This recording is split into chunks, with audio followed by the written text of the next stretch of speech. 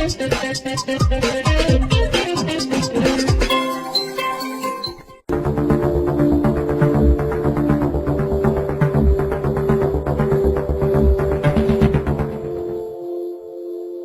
philosophy behind defense is you try to limit the offense's capabilities or options. When I'm playing defense, the first thing I try to notice is some of the weaknesses of the offensive player.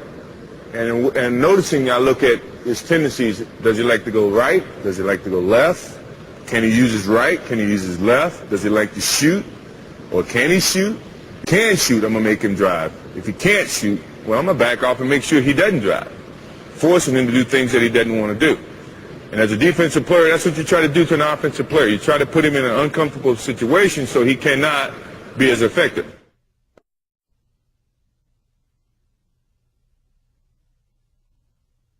I'm never scared to do things on the basketball court.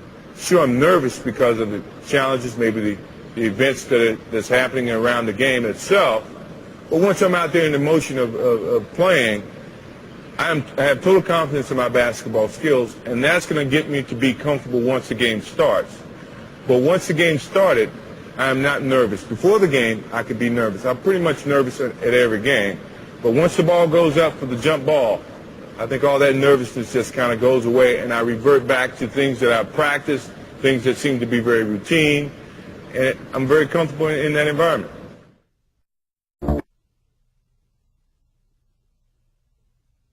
Let's talk about seeing your man and the basketball. It's a lot of ways that coaches teach that are not really correct, in the sense that you have to turn your head back and forth. We call that your head's on a swivel. It's just constantly moving back and forth. Well, the easiest way to attack that is to keep your head straight at your target, or straight at a straight line, using your peripheral vision to see the ball and your man. You can see these 2 points, and you can point to them. You don't have to do this, because every time you do this, you lose your man or the ball for a split second.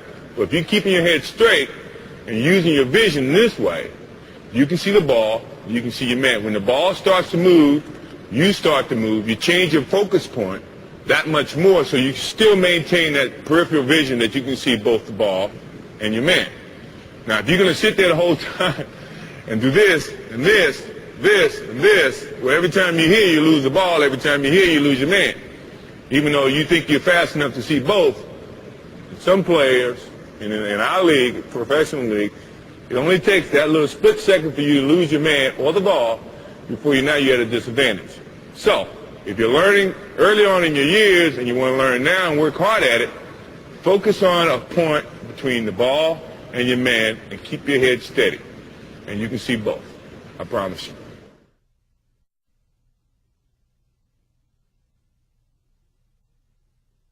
For all the kids who want to be a better basketball player, I think you should improve your weaknesses to where they become strengths, and at the same time, improve your strengths to where you don't have any weaknesses.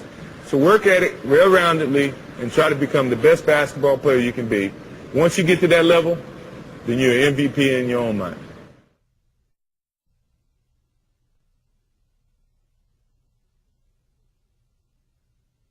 All right, let's illustrate one pass away along with 2 passes away, where your focus is at a center point, and you can see man and ball, and you're denying the offensive player the basketball.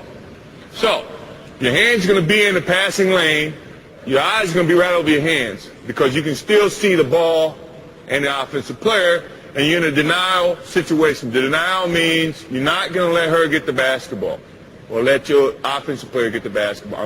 My defensive stance is still in a balanced area, so I'm not out of my defensive stance, but I'm still in my stance, and I can react to the movement of the basketball. My hands are still going to be in a position to play defense. Now, if he passes the ball over to my other friend here, which now becomes 2 passes away, my eye level changes to where I can see the ball and my man. If I have to point, I can point. So I'm still in a defensive stance, my head's straight ahead, I'm using my peripheral vision. Now, if he decides to take a dribble to the basket, I see that, I react, I step, slide.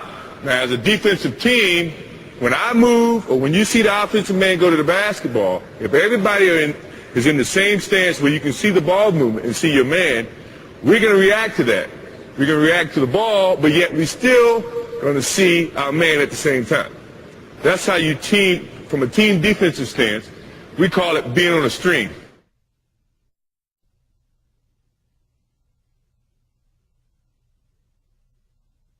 Defensive awards are much more prestigious than offensive awards because defense takes a lot of work.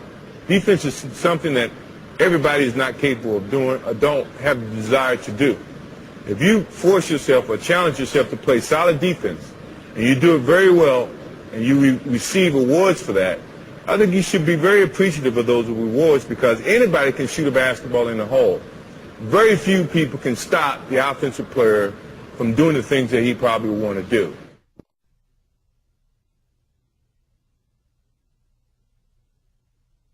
In my earlier years, I think crossing over, going to my crossover step and the jab step, triple threat situation was one of my favorite moves. And then later in my years, my turn-away fadeaway was probably the move that defenders had a tough time stopping, and it gave me the opportunity to capitalize on the multiple defensive situations and the double teaming that I had to deal with in the later portions of my years.